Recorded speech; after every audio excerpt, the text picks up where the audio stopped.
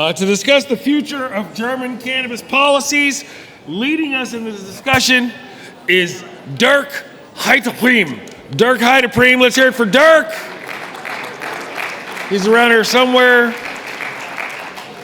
Oh, Dirk, wherefore art thou? Come on in, panelists. Come on. Panel people, are you with me? Yes, yes, you've made it. One more time for Dirk and the whole panel. Come on in, do your thing. We'll get it started right now. Go ahead, start the clock.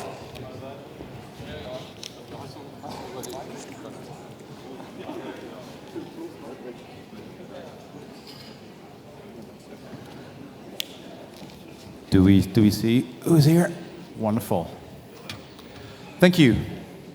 Hello, everybody. Thank you so much for being here, joining us as we will talk about the future of German cannabis policies.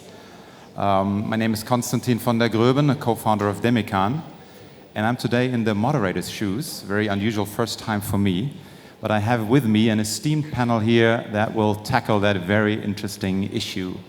And I will allow all of you to introduce yourself very briefly and also ask you what has been on your plate in the last 1 or 2 weeks. What was the one issue regarding cannabis policy that has really bugged your mind? Maybe give us an intro on what you're doing, what you're working on. Kai, maybe you want to kick it off? Yeah, thank you. My name is Kai Friedrich Niermann. I'm a lawyer since 2003 in Germany. I visited my first cannabis conference in 2017, and I'm exclusively consulting and representing medical cannabis import companies, CBD companies, hemp companies since 2019. And I was working on a legal report in analyzing the last federal Supreme Court decisions and the upper district court decision from Berlin from 3 weeks ago regarding the future of the pharmacy dispensing model for cannabis.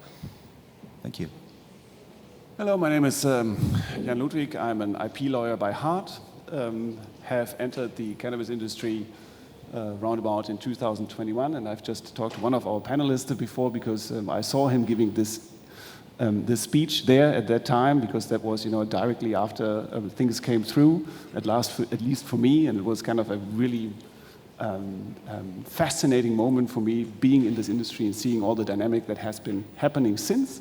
And for that, it's now for me a great pleasure and honor to be here on the panel as well.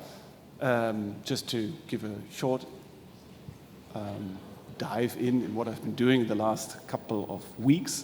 It's probably close to what you said. Some of these things are relevant for all of us consultants. But to say it quickly, we had a CBD-related raid that we have to clear off, because this also happens, in particular in Munich. It's fascinating that it still does, but it happens, and you then have to take care of this. Then we had trademark-related issues regarding cannabis, which is also something in a mature market, which are coming up. And then we are trying, to explore the boundaries of what is possible and what is legal and how to develop it and how to go faster.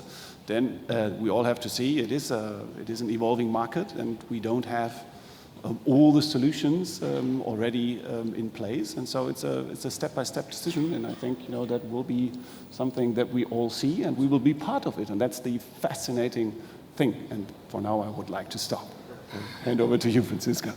Thanks a lot. Now it's getting exciting, like a third lawyer here in the round. So my name is Franziska Katterbach. I'm a life sciences lawyer. And I just realized this year, 10 years in the industry now, so very exciting. And I've been also in-house for a multinational cannabis company for 5 years, so I feel all your pain on a different level. I'm not just an advisor, but I've been on your side as well. And when I think about what I did the last 2 weeks, I think, and that's good news, it's deal mode. Like, all my clients call me and say, Franzi, how can we grow faster in the German market?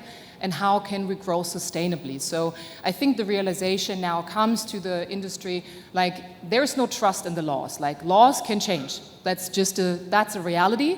And like, how can I build my business model in a way such that whatever is changing, I will survive that. And that is really the moment I like, where you don't wait for a law to change or hope on something or betting, where you actively just say, okay, but how can I adapt? Like, think in scenario 1, 2, 3, but overall it's deal mode.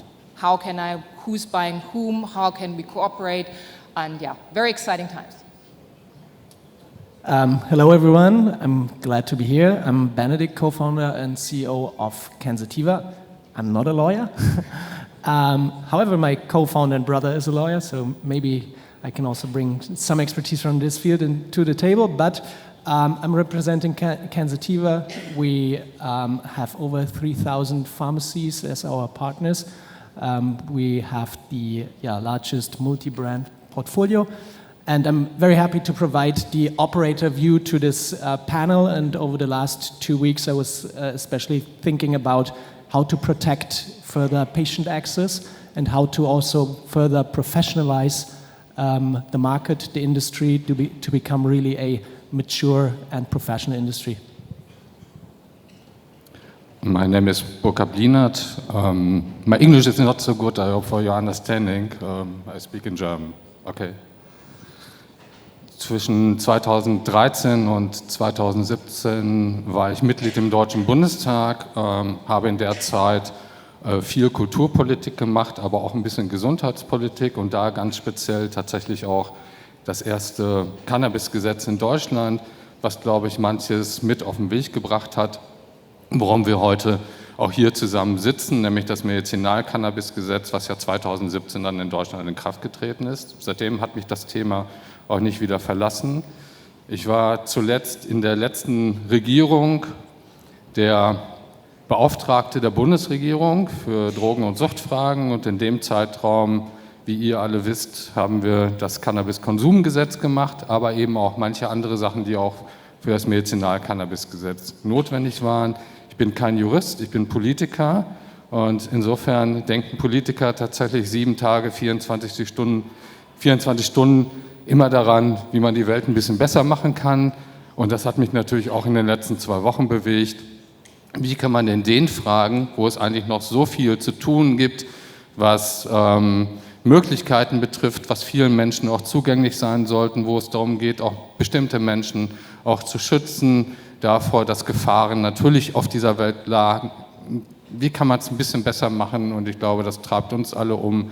Wie kann man auch tatsächlich in den Bereichen der Cannabispolitik, im Medizinal-Cannabis-Bereich, im Konsum-Cannabis-Bereich so viel für die Menschen tun, dass sie nicht mehr darunter leiden, wie im Moment die Regulierung und die rechtlichen Bedingungen eben auch aussehen. Dafür sitze ich, glaube ich, hier als Politiker, als ehemaliger, um das ein bisschen einzuordnen, wohin die Reise eben auch geht, wenn wir uns die Glaskugel angucken, der deutschen Drogen- und Sucht- oder der deutschen Cannabispolitik. Thank you very much, everyone, and Burkhard in particular. I'm glad that you mentioned that you not only were the former federal drug commissioner, so the top person that the government would go to consult on progressive drug policy, and I think we owe you a lot of thanks on the progress that we made in the past couple of years, and that this new cannabis legislation is in place in the first place. Yeah, give it up for Burkhard.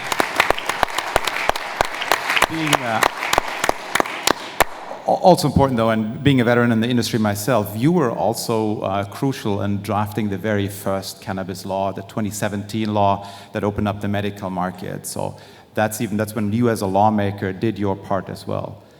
Now, 2 weeks ago, we had the EcoCan report analyzing the first implications of the new legislation. If you read the reports, their key findings, what is your take? What is your 1 or 2 takeaways also with regard to the future of the policy? What should be done next? What can you share with the audience?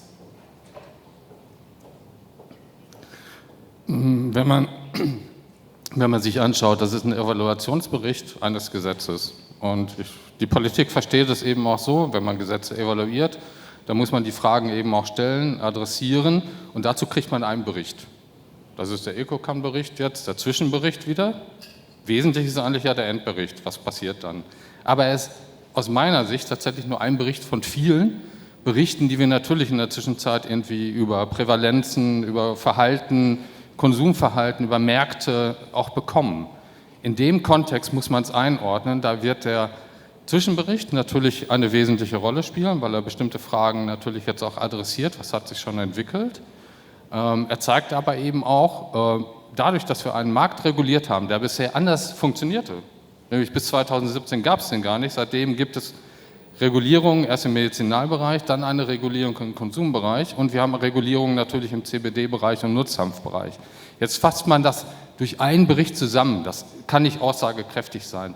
Wir brauchen tatsächlich noch weitere Fragestellungen und Berichte. Wie können wir uns mit diesen wesentlichen Fragen als Gesellschaft ernsthaft auseinandersetzen, ob das, was wir tun, überhaupt sinnstiftend ist. Nämlich einen Schwarzmarkt nach wie vor anzuheizen, der da ist, wenn man es nicht reguliert, eine organisierte Kriminalität auch in anderen Bereichen anzuheizen, dadurch, dass man es nicht reguliert und die Gesellschaft mit den Auswirkungen alleine lässt.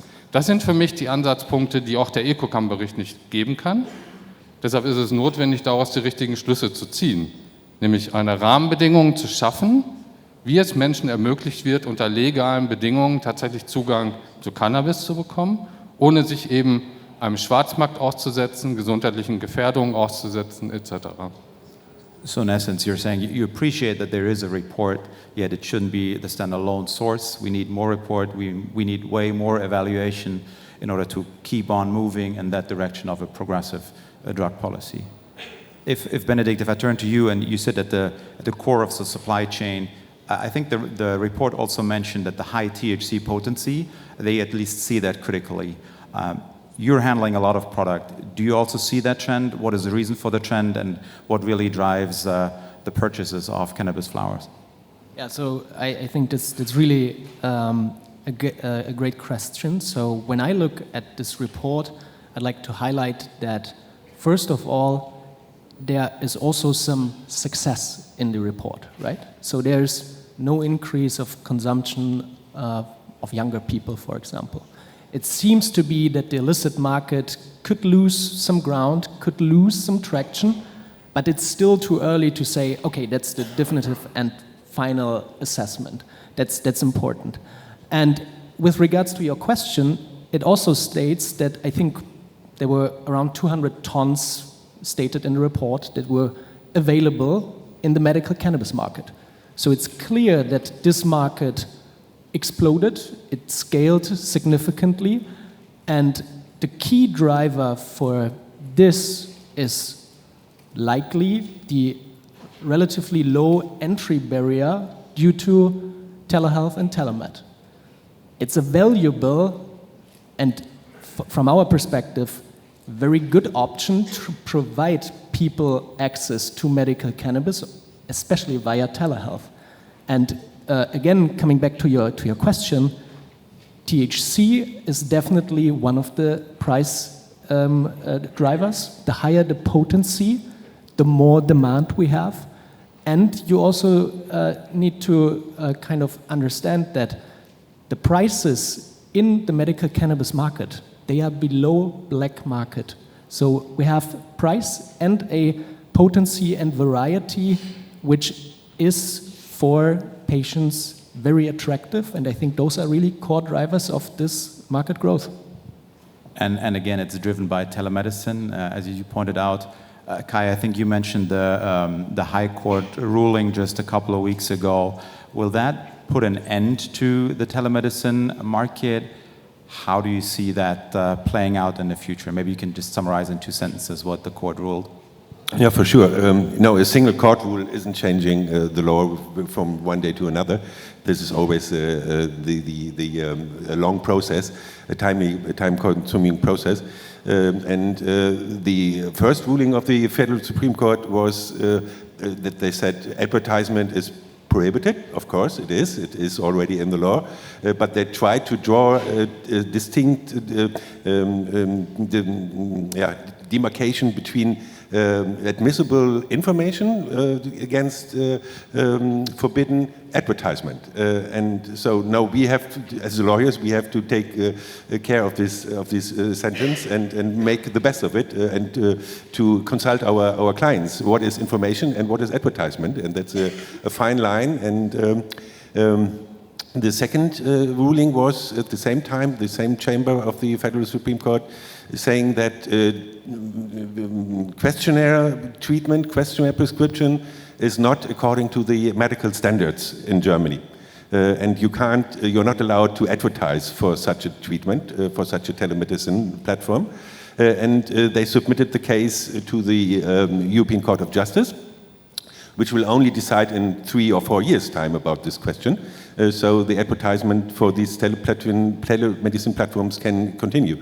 And the latest really exciting or important ruling was from the Upper District Court of Berlin here, saying that a pharmacist who is cooperating with a telemedicine platform which uses prohibited advertisements has to cease and desist the cooperation with this platform. And of course, it's not the finally binding. You can appeal, and so it takes 2, 3, 4 years. Even if you don't get if the Medkang draft won't be agreed on in Bundestag, which it looks like that there won't come any changes, because I listened to Linda Heitmann from the Green Party, and she said she's very close to all these MPs from the SPD and from the CDU, and she said they are so arguing about everything in terms of cannabis. She doesn't see any new law, any amendment of the Medkang anytime soon. So, and that's the point. That's where then law enforcement or courts are stepping in, industry associations stepping in, sending cease and desist letters to others. And we saw that in the CBD market, as CBD was listed as novel food. It took 3, 4, 5 years till the products finally vanished from the market. And that's what I see as a danger here in the market, that we don't see a stricter law, but law enforcement stepping in. Okay, so there's more enforcement, and telemedicine platforms now should be aware when it's actually advertisement and when it's information. Probably very hard to make that the differentiation. You mentioned that pharmacies might come under fire, Jan. In your legal practice, what's your take? Are you getting calls from pharmacies? Should they be concerned, or who should be concerned regarding the latest Supreme Court ruling? Konstantin, I'm not really sure I'm so happy about this question, because we have just one ruling from a district court in Berlin, which is a chamber of commerce, so it's not even a full panel that has taken that decision. And to be clear on that decision, it started roundabout in 2023, the case. It's very old. It is not concerning cannabis. It is concerning one of the telemedicine operators. I think this is something, if you have the Entscheidungsgründe, higher, then you can see who it is, because they have a picture of the platform, and if you're from the industry, then you know who is concerned. And then if you look at the reasoning that they have given inside that, I'm not so sure that this is really convincing in the end. I have the feeling, that they, for some reason, wanted, to make a statement here, and that it happened through that, because it's kind of a statement issue. Because if you look at the precise ruling, I have doubts whether this will be something which gives a lot of guidance for a pharmacist who is, in the end, not really involved if what someone else is doing. If you're on a platform where you got like 800 pharmacists taking place, then I would say not every advertisement which is posted on LinkedIn or Meta or on TikTok or what else is going to lead the way that you have to stop, being active on that platform. So it is there, this ruling, but I don't think that it has that significance that, it might have at first glance. That's interesting to hear that from a lawyer. Usually they are the ones scaring everybody in the room, and then they're the ones who come for the rescue. But it's good to hear that you're confident about that. Franziska, I know you published an article on telemedicine and telemedicine regulation. Is that outdated now with the Supreme Court ruling? Is there still some need for more new regulation? We also know that there's a draft law in the making. What's your take on the whole situation right now? Well, I think I think nothing has really changed due to the court ruling, and I think this is also very important for the industry to understand. It's not even special. Like, the laws that we're applying apply to every telemedicine. They apply to every prescription drug. So what we're seeing is what big pharma deals every day with. Like, it's just a ban on advertisement for RX. That's the reality. And sometimes you take a risk-based approach where you say, well, I make more even if I maybe violate the law a little bit, and then I get a cease and desist, but it was worth it, because in between I just made money. This is what pharma does all the time, and if you maybe all go 20 years back, pharma love to invite doctors to like splendid vacations, bring your whole family, and obviously I want later a script for my product. That was new, and I think this is what we just need to navigate. We just fall under pharmaceutical rules. And on the telemedicine, it's also clear you cannot advertise that, so it's not changing, and the laws are there to make decisions. So I don't think it's going away. It's just we will see that there is enforcement. It takes time.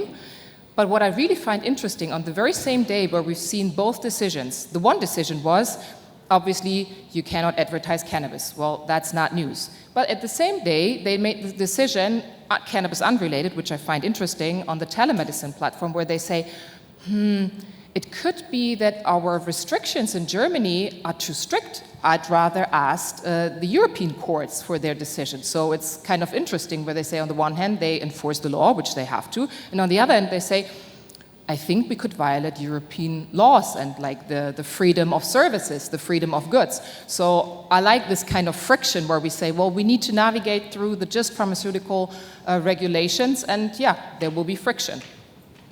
So we heard from the lawyers that there's enforcement happening. Maybe in Germany we're going too far, possibly breaching European law. Nevertheless, the lawmakers seem to think or have thought, at least in the past couple of months, to amend the current medical cannabis Gesetz. Burkhard, can you share some insights on what the status is there? What is your expectation? Do you think the amendment is still needed? Will it still come? And do you yourself consider it necessary? Das lässt sich tatsächlich schwer beantworten, weil die Fragen erstens immer im Kontext noch mit anderen Fragen, eigentlich sachfremden Fragen ja auch stehen werden. So gibt es immer eine innere Dynamik in Koalitionen, in Regierungen, dass bestimmte Sachen nicht getrennt von anderen Sachfragen behandelt und diskutiert werden. Das ist dem Gesetz jetzt auch passiert. Das lag nahe, weil sehr viel Ideologie im Spiel ist, immer noch. Und sehr viel grundsätzliche Einschätzungen, wie man mit diesen Themen innerhalb einer Parteirichtung umgehen möchte. Das zeigt sich in dem Falle jetzt auch wieder. Ich glaube, was man deshalb immer wieder versuchen müsste, und man ist gut beraten, sich auf diesem Weg immer wieder zu begehen, ist, dass man mit einer tatsächlich studienbasierten, evidenzbasierten Argumentation und Politik den Kontakt und das Gespräch mit der politischen Ebene immer wieder sucht, immer wieder auch deutlich macht, dass wir ohne Rahmenbedingungen eine Situation schaffen, wo jeder macht, was er will, auch wenn es nicht erlaubt ist, dass wir mit guten Rahmenbedingungen sowohl für Patientensicherheit, Patientenversorgung, für die Herausforderungen der analogen und digitalen Gesundheitswirtschaft, für die Fragen von Zugänglichkeit und Erreichbarkeit, für eine gute ärztliche, medizinische Versorgung mehr erreichen können. Und mit diesen ernsthaften Fragen muss sich ja Politik auseinandersetzen und nicht mit der Frage eben tatsächlich, ob bestimmte Sachen vielleicht eine Fehlentwicklung fördern, die man nicht haben möchte, aus unterschiedlichen Gründen, ideologischen Gründen oder systematischen Gründen. Sondern die Strukturfrage, die dahinter liegt, ist doch eigentlich, wie können wir die Patientinnen und Patienten am besten versorgen?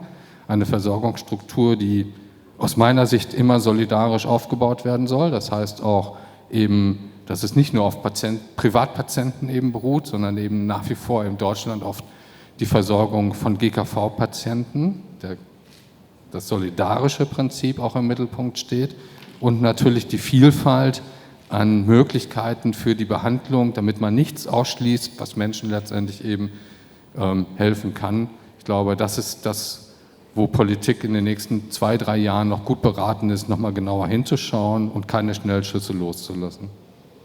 Yeah, great. I think it makes a lot of sense to put the patient into the focus again. So that's what Burkhard was referring to, and also, if I'm rephrasing correctly, a good regulation doesn't necessarily mean a restriction, but it allows for a stable framework which enables access, and that would be a positive outcome. The question is, will we see that in the near future? Benedikt, I know you are also involved in political talks, lobbying. You also have some behind-the-scenes conversations. What's your outlook? What do you see on the horizon for the next couple of months, maybe year? Will we have to deal with the amendment law here? Will we have to deal with something else, or can we hope for Pillar 2 even? So also tough question, but maybe I'd like to firstly paint a rather positive picture. I'm in the industry now for close to 10 years. I think 4 different governments, 3 different ministers of health, 3 drug commissioners, many different kind of term sheets, law drafts, whatever. And somehow as an industry, as an operator, we always figured it out. So I really believe that regulation is not the enemy. It can be a real enabler. And also connecting it with the discussions on the court rulings, those outcomes also create stability and clarity. Yes, for example, marketing of cannabis to consumers is not allowed. Well, not a surprise, but clarity. Also on those fully integrated platforms where patients do not have the choice who is dispensing the product to them. That's also not new. That's just basic telehealth practice and healthcare governance where you separate prescription and dispensing. And all this together now, I'm coming back to the question, means if we as the industry professionalize, address those issues and concerns, we are correcting ourselves, we're doing the right self-regulation, and at some point, further regulation is actually not necessary. And I think just from the talks and how we as an industry also matured over especially the last 1 or 2 years, we have a real chance that we address the concerns of the lawmaker in a proper way, and this will also potentially help us that we don't have to deal with the law draft. And I'm not mentioning like the political agenda at the moment, right? Healthcare reforms, maybe prices of gasoline and other things, they are way more important right now than cannabis. But as an industry, I just want to send the signal. We took this law draft and also the report from the EcoCan very seriously, and I think we are on a good track, and there's a really good likelihood that this bill that was published, or this law draft that was published last July, won't come to Parliament, and if so, I'd expect significant changes because mail order ban and also the telehealth restriction, from our background talks, there is a broad understanding that you need to allow mail order to bring products to the more rural areas and telehealth for those that need digital access. Okay, so let's all be hopeful, and the new legislation will not enter into force. The EcoCan report did state, though, that a lot of cannabis is used via the medical round, but it's actually recreational cannabis, and they state this is an abuse. Franziska, what is your take on this, and do you think the lawmaker, the politicians will react to that, or will they just tolerate this system, or if is the claim false that the EcoCan claim? I think I have a very drastic view on that, and I hope somebody's going to follow me in Berlin. I'm not sure. I think there was this shock moment where they've seen the numbers, but in reality it should be a shock moment to realize how badly and how royally the prohibition failed, because it's not new consumers. Like, I think that's clear. It's just that they now see how large the black market was and that we kind of let this happen.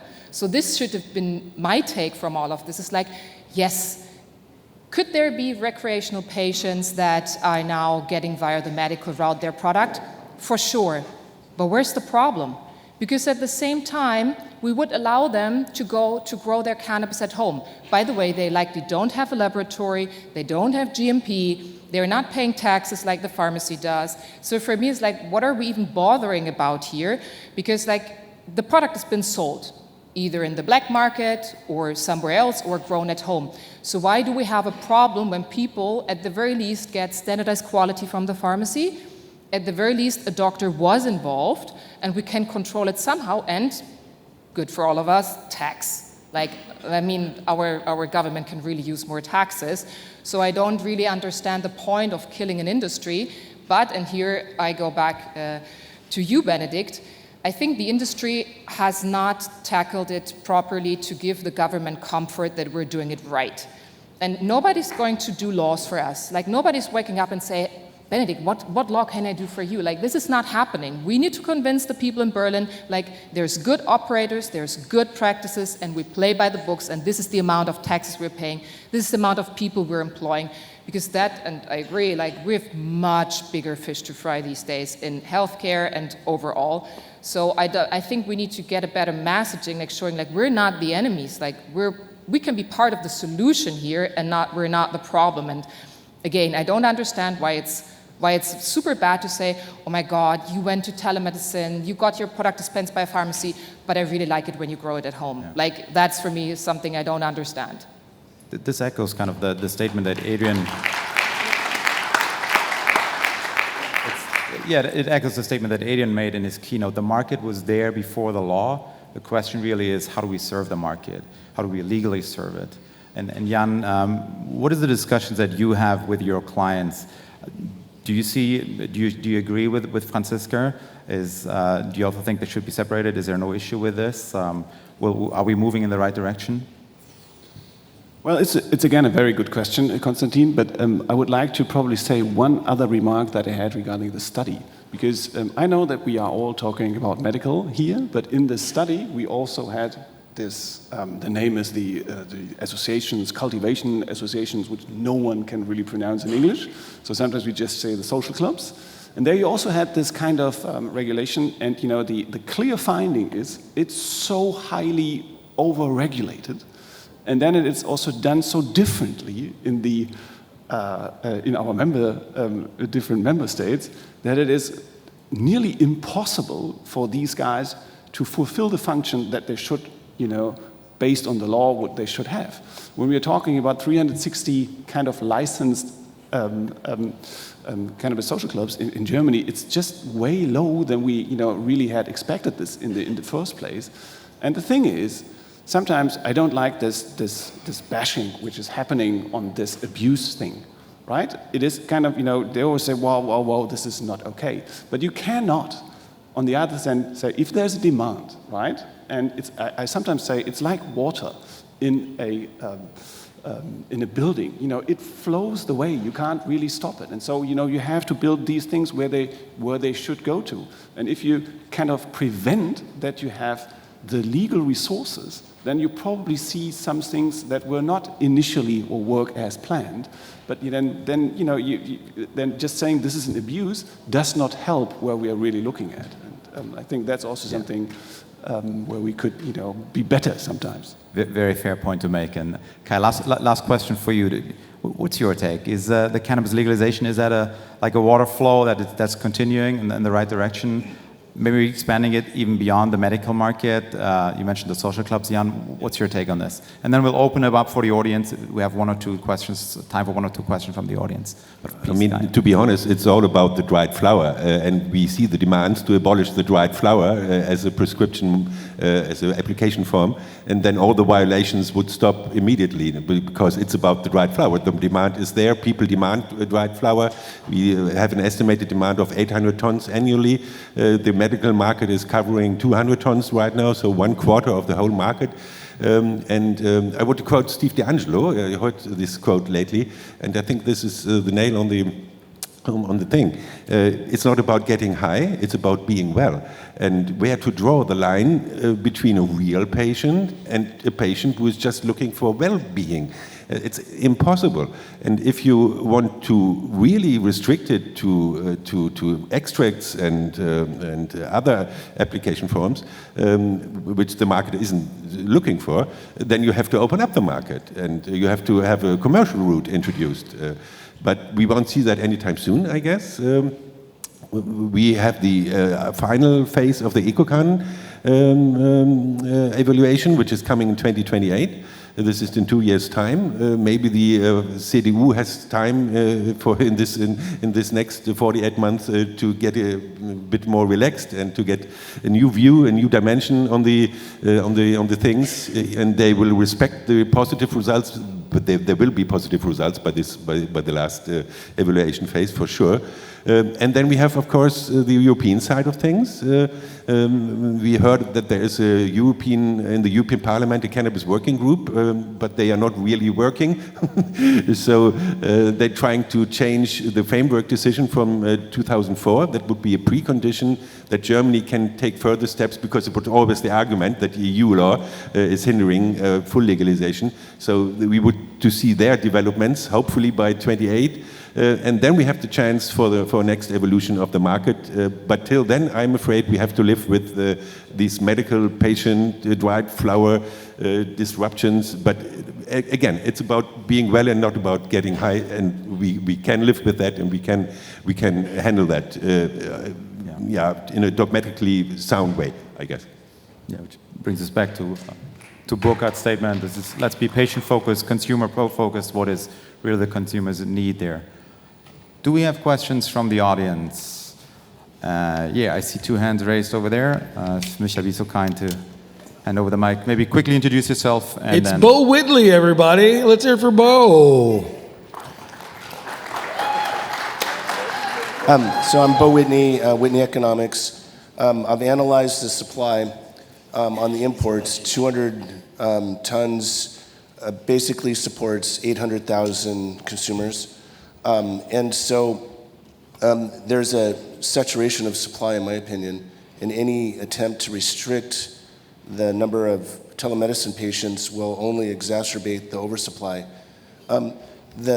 We have a study on pricing saturation for Germany that we can be more than happy to share with the government.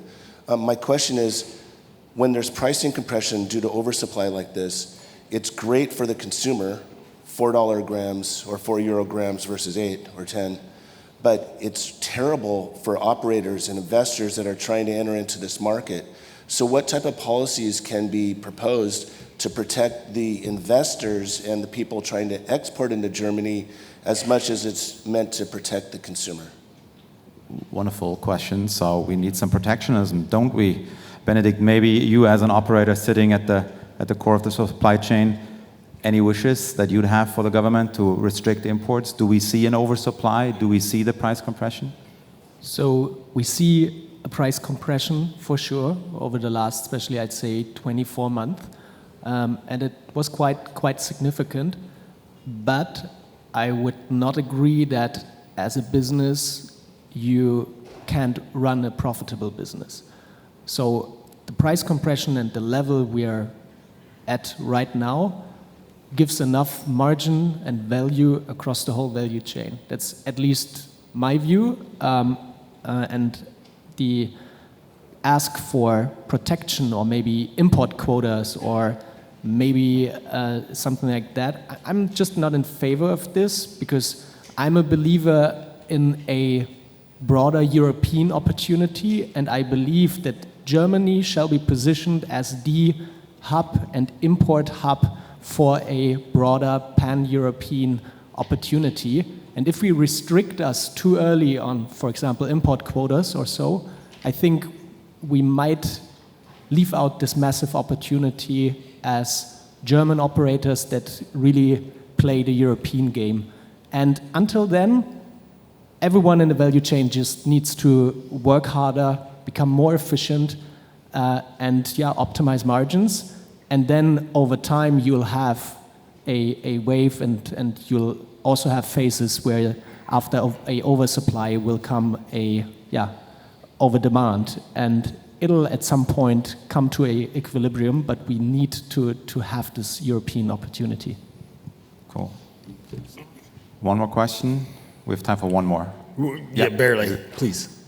Go ahead. Hi, my name is Max. I'm a colleague of Benedikt's. He's my boss, so sorry for throwing you under the bus. You won't get the question.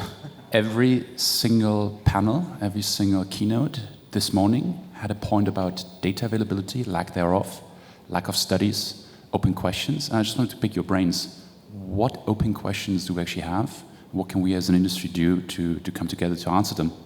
And it's also nice to have the lawyers, the operators, and the politicians here to maybe hear their perspective. I think that's just a key takeaway from all the sessions this morning. Thank you.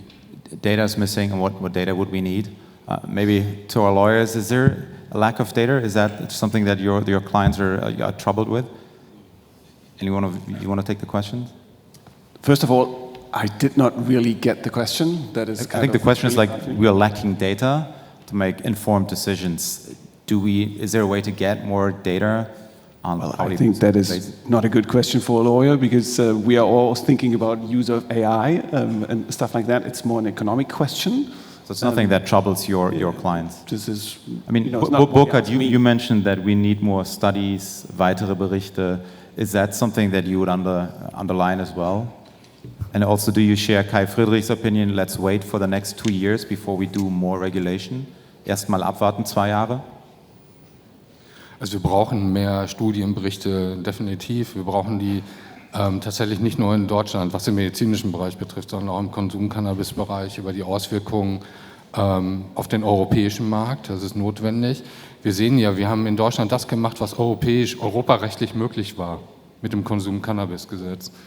Und angesichts der geopolitischen Lage und angesichts der immer weniger werdenden like-minded States in Europe ist es notwendig, eigentlich tatsächlich in dem Bereich noch mal stärker aktiv zu werden, damit wir in dieser Entwicklung diejenigen begleiten, die Medizinalcannabis in Europa ebenso sich auf den Weg gemacht haben, damit nämlich genau diese Konfliktfragen weiterhin auch geklärt werden, die natürlich mit anderen Märkten bestehen. Und da ist es notwendig eben, dass Europa zusammenarbeitet, definitiv. Das können wir in Deutschland nicht alleine machen. So the answers are clear. Yes, we need data, ideally on a European level. You heard it from the politicians. So I want to thank you, everybody. Thank the panel for being here.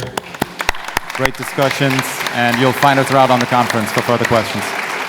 Thank you all very much. It's fantastic. Bo Whitney probably has a lot of data. He's the data man. You go talk to him.